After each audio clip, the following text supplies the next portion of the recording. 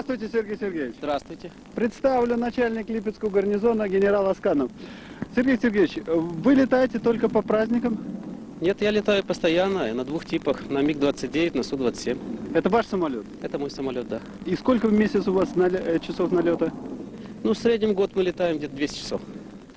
Вы видите редкие кадры.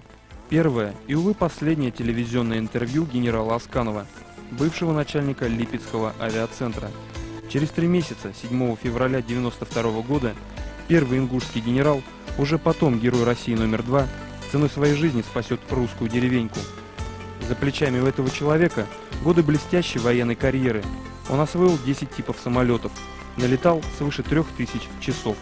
Закончил 2 военные академии, мастер спорта по высшему пилотажу на реактивных самолетах, кандидат наук.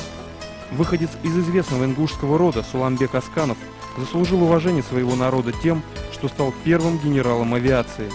Как многие летчики, выпускник Качинского авиационного училища заслужил уважение своих коллег как мастер своего дела. Но самое главное, что в нем ценили не генеральские погоны, не ордена и заслуги, не даже то, как Асканов умел летать, а то, каким он был человеком.